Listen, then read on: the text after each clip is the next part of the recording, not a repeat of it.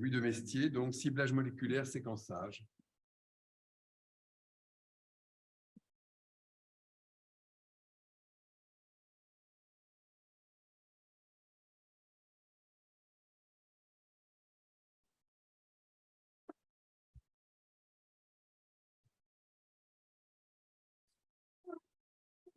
Monsieur le Président, Monsieur le Secrétaire général, Messieurs les modérateurs, chers collègues, merci beaucoup à l'Académie nationale de chirurgie de me faire le grand honneur de cette présentation.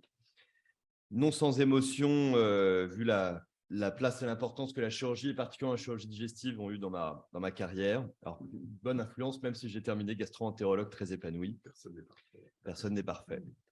Je aborderai aujourd'hui le ciblage moléculaire et les indications du séquençage dans le cancer du pancréas. J'aborderai en particulier le cancer pancréatique avancé, pour lequel aujourd'hui, force est de constater que l'état des lieux en ce qui concerne le traitement ne repose que sur des facteurs pronostiques, c'est-à-dire le degré d'extension, l'état général, certains paramètres clinico-biologiques comme le bilan hépatique et l'état général du patient, et que ces quelques paramètres qui sont d'une pauvreté remarquable ne nous permettent de choisir qu'entre un nombre de traitements extrêmement limité qui finalement sont des traitements peu spécifiques des mécanismes du cancer. Alors aujourd'hui, ce qui est recommandé en première intention, en première ligne, c'est un choix entre une chimiothérapie, une trichimiothérapie à base de folfirinox ou une bichimiothérapie associant la gemcitabine au nab-paclitaxel. Et puis, dès lors que l'état général des patients est plus altéré, eh bien, lorsque cela est encore possible, on peut proposer aux patients une monothérapie par gemcitabine. Alors, bien sûr, l'essai thérapeutique a toujours une place très importante, justement, pour essayer de trouver des alternatives, et ce d'autant plus qu'en deuxième ligne, à progression, eh bien, le nombre d'options thérapeutiques s'amenuise encore, et en alternative à une inclusion dans un essai thérapeutique, il n'y a guère que des chimiothérapies qui, finalement, ont démontré de manière spécifique assez peu de bénéfices chez les patients spécifiquement atteints de cancer du pancréas. D'où l'importance de se tourner vers de nouvelles pistes thérapeutiques qui pourraient reposer sur les résultats du séquençage tumoral. Alors, le paysage mutationnel du cancer du pancréas a été quand même assez bien exploré dans ces dernières années, où on a de mieux en mieux décrit les grandes fonctions, les grandes voies de signalisation, les grandes voies biologiques associées au cancer du pancréas, à son développement, à sa progression.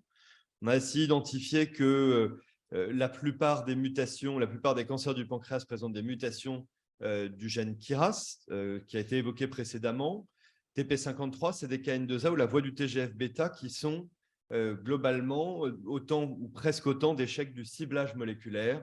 On va le voir, c'est un petit peu en train de changer, heureusement. Et finalement, tout ça pour vous dire qu'il y a finalement très peu de voies spécifiques du cancer du pancréas qui peuvent être ciblées aujourd'hui. Et finalement, ce ciblage se fait dans la très grande majorité des cas par analogie avec des ciblages qui ont pu être développés, découverts dans d'autres types de cancers. Ce qui souligne aussi l'importance de recentrer notre recherche de manière spécifique sur le cancer du pancréas et pas uniquement de s'inspirer de ce qui a été fait dans les autres cancers, ce qui pose aussi des problèmes évidents de remboursement et d'accès aux thérapies innovantes qui, on le reverra, est un facteur particulièrement limitant.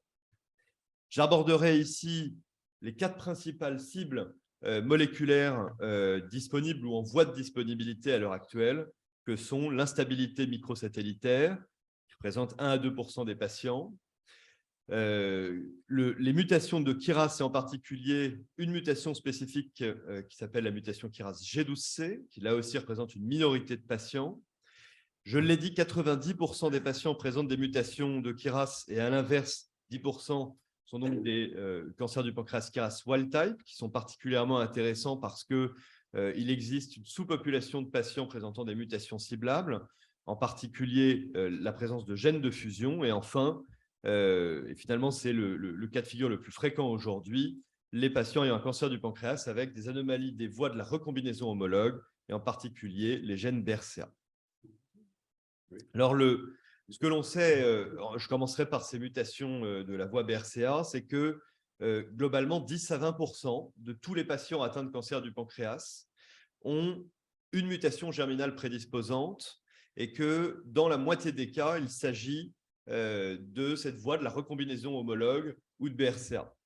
Alors, ces chiffres de 10 à 20% sont en cours d'augmentation, aussi avec les nouvelles techniques qui se développent. Là, par exemple, j'ai pris une série particulièrement récente de la Mayo Clinic avec des technologies particulièrement avancées, puisqu'ils ont fait un panel de 80 gènes. C'est vraiment des recherches qui étaient vraiment exhaustives, avec la mise en évidence de 15% environ de variants pathogènes ou probablement pathogènes, avec des gènes de pénétrance élevés ou modérés, qui étaient des gènes de la voie de BRCA. Donc vraiment, cela veut dire que si on les cherche, on peut les trouver et que ça nous donne une perspective thérapeutique importante. Alors là aussi, par analogie avec ce qui a été découvert dans d'autres cancers, en particulier dans le cancer du sein, dans le cancer de l'ovaire, potentiellement aussi peut-être dans le cancer prostatique, c'est-à-dire le ciblage de la réparation de l'ADN par des inhibiteurs de PARP. Les inhibiteurs de PARP, finalement, vont aller inhiber la voie de réparation de l'ADN qui va prendre en charge les lésions de l'ADN lorsque la voie de BRCA ne peut plus le faire. Donc, ce qui veut dire que le ciblage chez ces patients-là par un inhibiteur de PARP induit un double ciblage que l'on appelle une létalité synthétique. Et dans le cancer du pancréas, ceci a été en particulier démontré dans une situation de maintenance chez des patients ayant un cancer du pancréas métastatique, traité en première ligne par FOLFIRINOX. Il s'agissait de l'étude POLO, publiée dans le New England. Plus de 3000 patients avaient été screenés et des mutations de BRCA1 ou de BRCA2 avaient été identifiées chez 7,5% des patients. Finalement, 154 d'entre eux ont été randomisés, soit pour recevoir de l'olaparib, un inhibiteur de PARP de première génération, soit le placebo. Et cette étude a montré qu'en comparaison au placebo, les patients recevant de l'olaparib avaient une survie sans progression qui était prolongée, mais également une meilleure réponse tumorale et une meilleure durée de réponse. Il n'existait pas dans cette étude de différence de survie globale, ce qui était bien sûr un peu décevant, mais ce qui pouvait s'expliquer par plusieurs facteurs, notamment que dans les patients progressant après placebo, il y avait une reprise en général assez efficace des sels de platine, voire éventuellement même de l'olaparib, alors même qu'un crossover n'était pas prévu dans cette étude. Donc ceci a posé les bases d'une preuve de concept dans une situation bien particulière. Et bien sûr, cela fait aussi se poser d'autres questions. Est-ce que le ciblage de PARP chez les patients atteints de mutations germinales BRCA1, BRCA2 ne doit-il s'appliquer qu'à une situation de maintenance ? À l'inverse, est-ce qu'on pourrait envisager son association avec de la chimiothérapie en traitement d'attaque ou éventuellement même, pourquoi pas en traitement adjuvant après une résection chirurgicale à visée curative ? On parle ici bien des mutations germinales, mais est-ce que finalement on ne pourrait pas non plus appliquer ce paradigme aux mutations somatiques de BRCA ou plus généralement de la recombinaison homologue, puisqu'on sait que 15 à 20% de tous les cancers du pancréas présentent dans leur tumeur, même si on ne les retrouve pas au plan germinal, des mutations d'un gène de cette voie de la recombinaison homologue.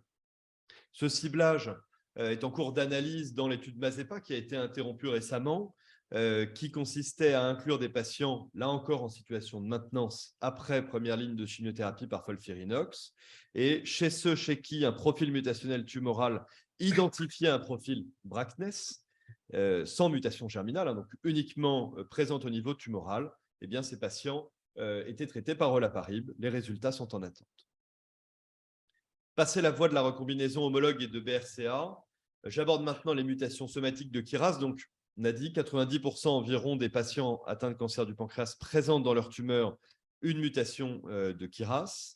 C'est un événement qui, en général, est majeur, qui est très driver, qui est très précoce dans la carcinogénèse et qui aboutit, par son activation permanente, à une stimulation constitutive des voies très importantes pour la biologie tumorale, que sont en particulier les voies MAP kinase et les voies mTOR. Et comme c'est un réseau de voies biologiques qui est très intriqué, son ciblage est en général très difficile à cause de très nombreuses boucles de biofeedback qui permettent d'activer finalement des voies biologiques parallèles. Le ciblage a essentiellement démarré par le ciblage de la mutation KRAS G12C, qui est une forme minoritaire, puisque des inhibiteurs spécifiques de KRAS G12C permettent de bloquer, de figer cette protéine KRAS dans une position inactive, c'est-à-dire liée au GDP.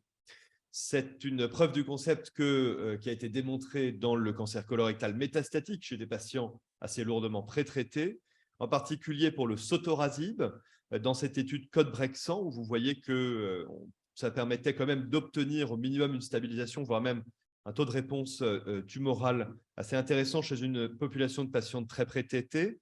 Et puis, un peu en parallèle avec une publication qui date de quelques semaines seulement, avec l'adagrasib, dans l'étude Crystal 01, là encore chez des patients atteints de cancer colorectal métastatique pré-traités, soit l'adagrasib seul, soit même en combinaison avec le cetuximab, et ce qui permettait vraiment d'avoir, là encore chez des patients très pré-traités, des taux de réponse et des survues sans progression qui étaient tout à fait intéressantes.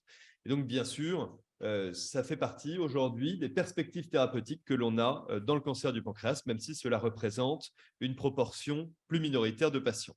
Alors, évidemment, notre rêve, l'une des perspectives majeures, ce serait de pouvoir arriver à cibler les autres mutations de KRAS, en particulier les plus fréquentes, en particulier la mutation de KRAS G12D.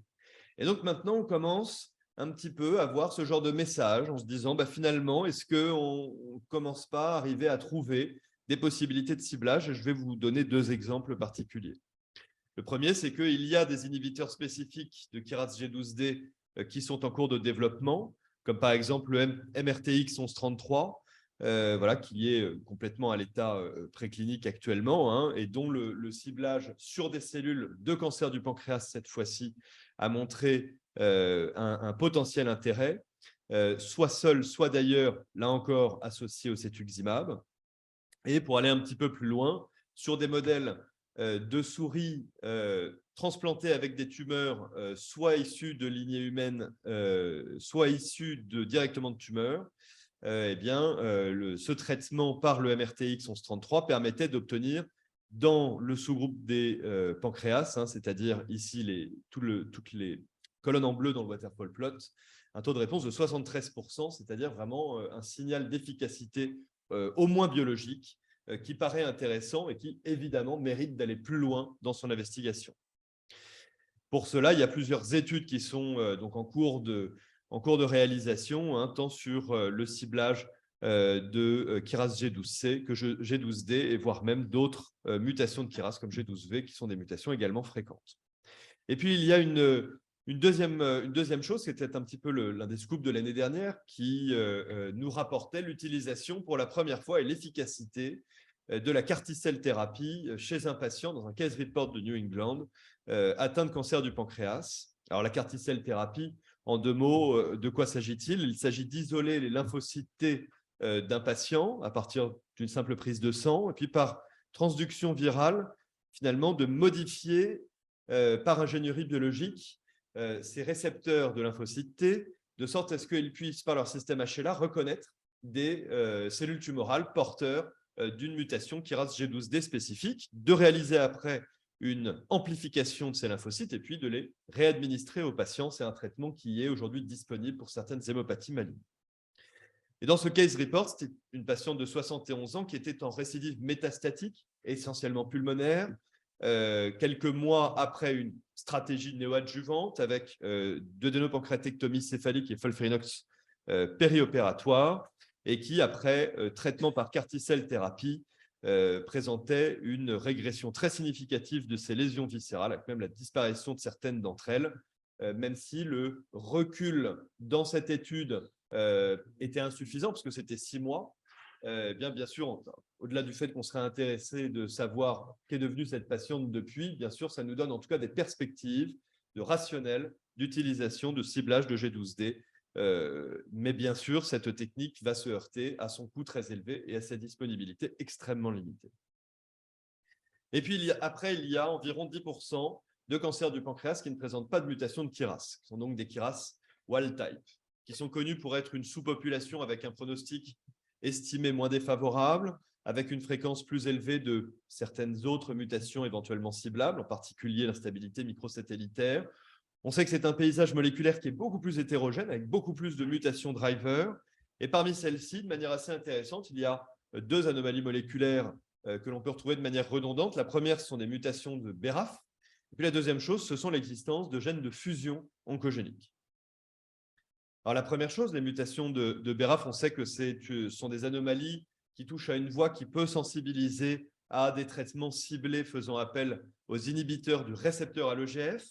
Et en particulier, il y a cette preuve de concept qui a été rapportée avec l'association de la gemcitabine et du nimotuzumab en première ligne. Alors, d'abord dans une étude de phase 2 qui concernait des patients indépendamment de leur mutation KRAS. Et lors d'une analyse post-hoc, eh bien, finalement, les auteurs se sont rendus compte qu'il s'agissait de la population des patients ayant l'absence de mutation KRAS qui semblait bénéficier le plus de ce traitement. Et donc, a suivi l'étude de phase 3 notable dont les résultats sont connus depuis l'année dernière et qui ont montré que l'ajout du nimotuzumab à la gemcitabine, spécifiquement chez des patients non porteurs de mutation KRAS au sein de leur tumeur, eh bien, avait une survie globale qui était prolongée en comparaison au groupe gemcitabine seul. Gènes de fusion peuvent faire intervenir plusieurs types de gènes. Je parlerai ici essentiellement des gènes NTRK et du gène NRG1, mais d'autres fusions sont possibles. D'abord avec NTRK, il y a maintenant une efficacité bien démontrée avec une AMM d'ailleurs qui existe, du larotrectinib, suite à cette étude Princeps de 2018 sur 55 patients tant adultes qu'en situation pédiatrique qui avaient des tumeurs solides avec fusion de NTRK. Un patient atteint de cancer du pancréas a été inclus dans cette étude.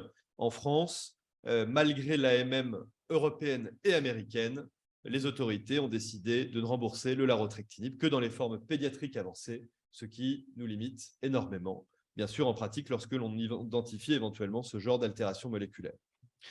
Et puis, l'entrectinib, un peu avec un fonctionnement évidemment analogue, a montré lui aussi dans cette analyse de 3 études de phase prospective, chez 54 adultes, cette fois-ci avec tumeur solide, là aussi avec 3 patients atteints de cancer du pancréas, une efficacité assez remarquable. Et là encore, malgré des AMM européennes et américaines, c'est un traitement qui aujourd'hui n'est pas remboursé en France.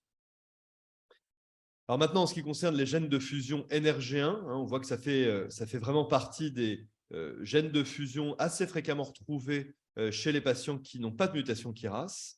Alors NRG1, c'est un récepteur transmembranaire qui s'associe avec des récepteurs HER2, HER3, qui peut être ciblé là aussi par plusieurs types d'inhibiteurs spécifiques, en particulier l'afatinib, qui dans un nombre encore limité de patients, bien sûr, mais parfois de manière extrêmement spectaculaire, comme sur cet exemple, a pu démontrer parfois une efficacité antitumorale qui, bien sûr, nous fait rêver. Il nous fait dire que l'identification d'une telle anomalie moléculaire chez des patients pourrait bien sûr lui faire bénéficier de ce traitement-là. De manière beaucoup plus récente, le zenocutuzumab a également démontré un intérêt sur un nombre, cette fois-ci, beaucoup plus intéressant de patients. Le zenocutuzumab, c'est un inhibiteur bispécifique de ce couple HER2, HER3 qui est lié donc à NRG1. Et dans cette série, à laquelle d'ailleurs des centres français avaient participé, eh bien, dans cette sous-cohorte pancréatique, un taux de réponse vraiment intéressant, tant clinique sur le diagramme du haut que biochimique, avait été mis en évidence, ce qui, là aussi, est vraiment porteur d'espoir pour ces patients, même si cela représente un faible nombre de patients.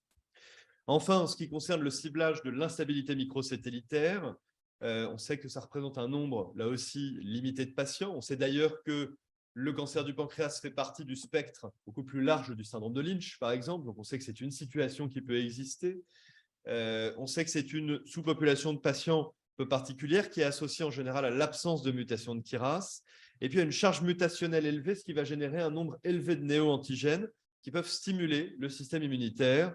Et donc, c'est pour cela que les inhibiteurs de checkpoint immunitaire ont été démontrés comme étant associés à une certaine efficacité dans cette sous-population-là. 18% dans le cancer du pancréas, c'est pour nous, bien sûr, un relativement bon résultat, même si, en comparaison aux autres types de cancers, eh bien sûr, cela fait un peu pâle figure.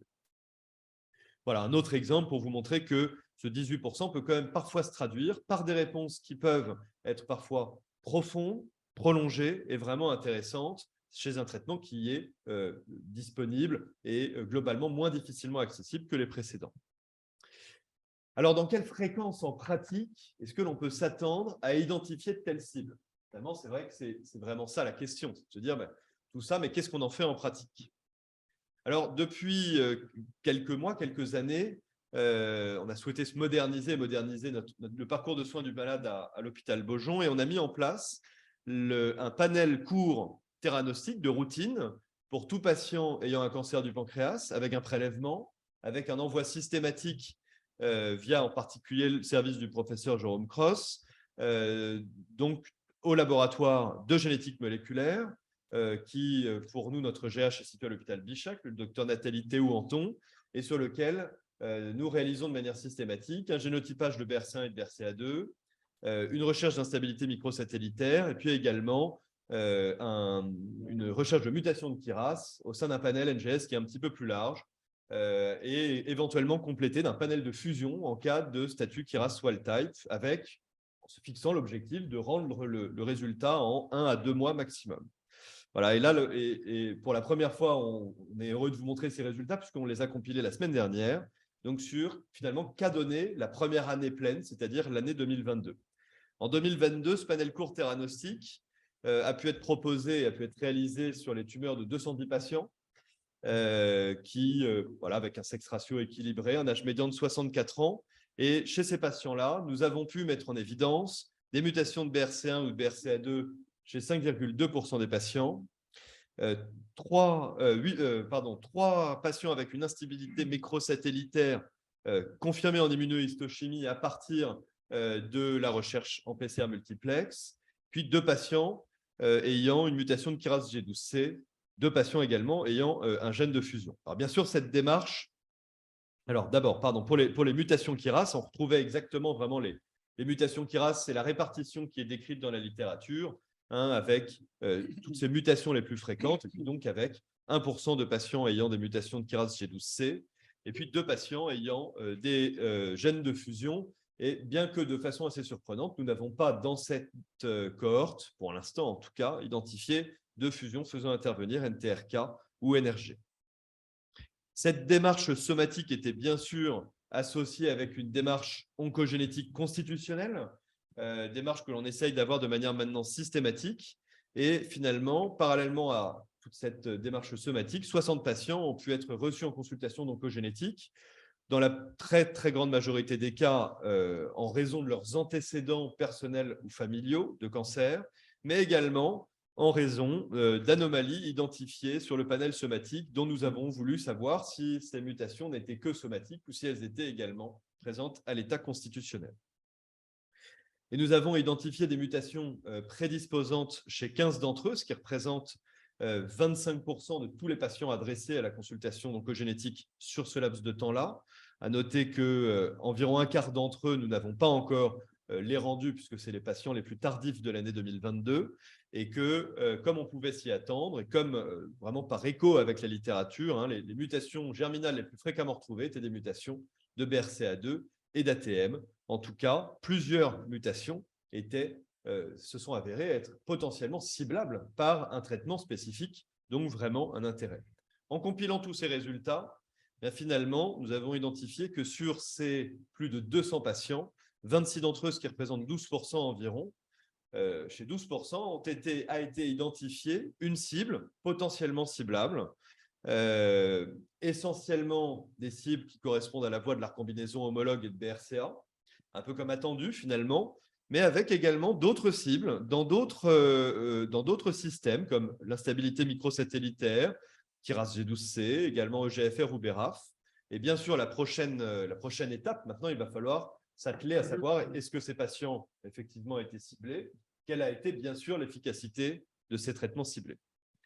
Pour ça, on a déjà quelques éléments de réponse qui sont issus de la littérature internationale et en particulier américaine, et en particulier de ce programme qui s'appelle Know Your Tumor, qui avait fait l'objet d'une publication assez récente, qui avait été vraiment assez marquante parce que c'était une vraie démonstration de la preuve du concept.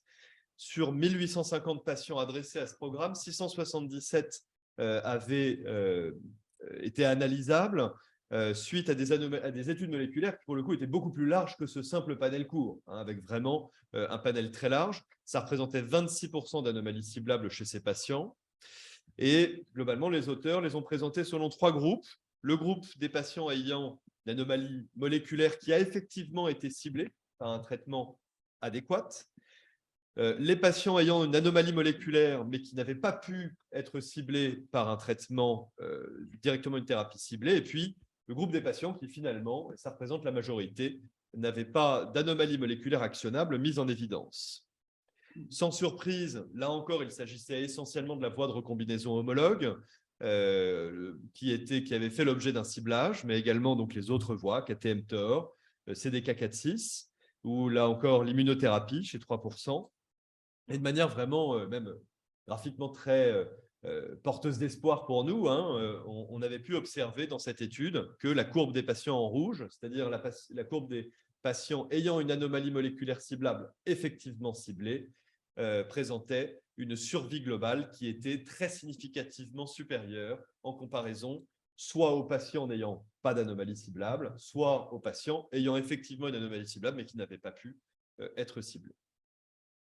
Donc, en conclusion, et puis quelques réflexions également pour les futures étapes, éventuellement pour engager la discussion. Aujourd'hui, dans le cancer du pancréas, malheureusement, nous n'avons pas encore énormément de cibles, notamment parce que la majorité de ces cibles sont inspirées ou sont issues de la recherche dont ont pu bénéficier un très grand nombre d'autres cancers. Une stratégie de panel court avec uniquement les principales altérations moléculaires, c'est-à-dire BRCA1 et 2, KRAS, MMR, et puis bien sûr avoir toujours une vigilance oncogénétique particulière, pourrait permettre d'identifier des cibles chez 12% des patients, ce qui paraît peu, mais on espère bien que, bien sûr, d'année en année, on puisse implémenter cette liste. Alors, quand faire le séquençage? C'est un séquençage qui peut prendre quand même parfois un peu de temps. Nous, ce que l'on fait pour être systématique, c'est qu'on le fait dès le début de la prise en charge, notamment aussi parce que ce sont en général des mutations drivers qui sont initiatrices de l'oncogénèse. Donc, on s'attend à les retrouver aussi un peu plus tard, même s'il y a une progression tumorale. Mais néanmoins, cette stabilité du profil mutationnel, finalement, on ne sait pas vraiment. Est-ce que le paysage mutationnel change beaucoup dans le temps? Est-ce que ce serait vraiment intéressant de faire une rebiopsie? Puisqu'on sait que la chimiothérapie, elle peut aussi sélectionner des clones. Et puis, quand traiter une cible, là, on n'a que des résultats pour l'instant très préliminaires. Il n'y a pas eu de comparaison avec les traitements de référence, en particulier les chimiothérapies. Donc, est-ce qu'il faut quand même laisser la possibilité d'avoir un FOLFIRINOX ou un Gemzar nab-paclitaxel efficace en première ligne et le traiter en deuxième ligne? Est-ce qu'il faut aussi réfléchir à du néoadjuvant? On a vu que pour l'instant, on n'a presque que des critères de réponse sur de la profondeur de réponse et de la réponse objective. Donc, on est bien dans une stratégie de debulking. Pourquoi pas néoadjuvant? Ça pourrait sûrement être intéressant. En adjuvant aussi, bien sûr. Et puis après, se pose évidemment une question beaucoup plus large et beaucoup plus même qui touche à la santé publique. Est-ce que c'est généralisable hors centre expert? Est-ce qu'aujourd'hui, on est capable en France, malgré le plan France Médecine Génomique et des plateformes qui sont souvent aussi un peu saturées par le sein, par le côlon, par le poumon, est-ce qu'on est capable de faire un peu une place aussi au pancréas? Est-ce que tout ça ne va pas générer un coût difficile à assumer, en tout cas avec les outils actuels? Quelle est la durée des analyses? Et puis, bien sûr, un problème fondamental qui reste à régler aujourd'hui en France, et on a, je crois, pris beaucoup de retard par rapport à nos voisins européens et nord-américains, c'est le problème de l'accès aux traitements innovants qui, malheureusement, aujourd'hui, limite énormément les perspectives qu'on peut avoir suite à ces analyses.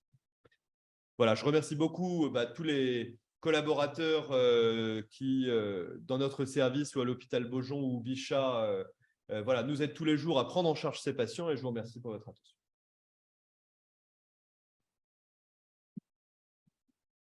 Merci Louis, tu nous as bien fait toucher du doigt le caractère un peu surhumain de l'effort pour se sortir de ça. Et bravo en particulier pour n'avoir glissé sur aucun nom des médicaments dont certains étaient des pièges, il faut bien le reconnaître. Des questions? Oui, Hugo. J'aurais une question, Louis. C'est très impressionnant. On voit bien que de la même façon que la chirurgie, on commence à plus pouvoir traiter le cancer du pancréas partout de façon optimale. Et bravo pour ce gros travail d'organisation des soins. C'est très complexe à mettre en place et c'est un gros effort. Une question un peu en relation avec ça. On parle beaucoup cette année de centralisation de la chirurgie pancréatique. Où est-ce que vous en êtes en oncologie de ce concept-là? Est-ce que vous discutez de la centralisation, peut-être pas de la prise en charge, mais de la décision thérapeutique et du parcours de soins en oncologie? Est-ce que c'est quelque chose qui est discuté? Malheureusement, pas encore beaucoup. Et c'est vrai qu'on a, je pense, moins cette discussion en oncologie digestive que vous pouvez l'avoir en chirurgie. Probablement aussi parce que du folfirinox, c'est du folfirinox. Alors que l'expertise, l'expérience et l'habitude chirurgicale va varier d'un centre à un autre. Et qu'aujourd'hui, quand même, il faut remarquer que la disponibilité des traitements que l'on a fait que la proportion de la plus-value de l'expertise, en dehors de la prise de décision, n'est quand même pas très, très importante. Alors, ce que l'on essaye de faire de plus en plus, c'est de centraliser justement les discussions. Et sans chercher à les centraliser pour autant, bien sûr, on essaye de, plutôt que de prendre sur site en charge un nombre de patients complètement délirant, au contraire, plutôt de staffer les dossiers en RCP pour qu'il y ait une prise en charge homogène. Dans les courbes que tu nous as montrées et sur les différences qui existaient entre les gens qui recevaient un traitement spécifique et ceux qui n'en recevaient pas, on est quand même frappé par l'étroitesse de la marge. Souvent, c'est de la survie sans progression, parfois un petit quelque chose sur la survie globale. Ça amène peut-être à se demander si on est dans la bonne voie ou si la réussite ne viendra pas complètement d'ailleurs, finalement, sans anticiper d'ailleurs sur l'exposé suivant. Oui, complètement. C'est vrai que le problème du séquençage de l'ADN seul ne résoudra pas le problème. Par manque de temps, j'ai choisi de ne pas parler du ciblage, même des signatures de l'ARN. Je pense que Cindy le fera probablement dans son topo après. Puis bien sûr du micro-environnement. Et c'est vrai que finalement, c'est un tout. Ça, ce n'est finalement regarder le problème que par un regard, mais c'est certainement la combinaison de multiples ciblages qui nous permettra d'avancer. Une micro-question concernant le ciblage. C'est plus facile sur une biopsie sous écho-endoscopie, sur une biopsie hépatique, c'est la même difficulté, la taille du prélèvement est importante. La taille du prélèvement est fondamentale. Je rejoins ce qu'a dit Jérôme Cross tout à l'heure sur la nécessité d'obtenir des prélèvements de très bonne qualité et de très bonne quantité. C'est bien sûr beaucoup plus facile sur une pièce opératoire parce qu'on peut choisir un endroit très riche en cellules. Le rendement de ces analyses va essentiellement dépendre de la cellularité du prélèvement. Et on sait, comme vous l'a été montré tout à l'heure, que c'est malheureusement souvent quelques îlots de cellules dans un océan de fibrose. Et donc, c'est sûr que par exemple, une simple cytologie pancréatique écho-endoguidée peut parfois ne pas du tout permettre d'être suffisamment informative, par exemple. Et donc, dans ce cas-là, on a même l'habitude d'éventuellement proposer aux patients de renouveler un prélèvement. C'est d'autant plus indispensable que là, on parle de quelque chose qu'on a mis en place en routine, mais aujourd'hui, la plupart des études de recherche clinique prospective de traitement ciblé reposent aussi sur un prélèvement tumoral pour faire une analyse ADN ou ARN. Donc aujourd'hui, je crois que c'est vraiment quelque chose de fondamental. Merci beaucoup, Louis.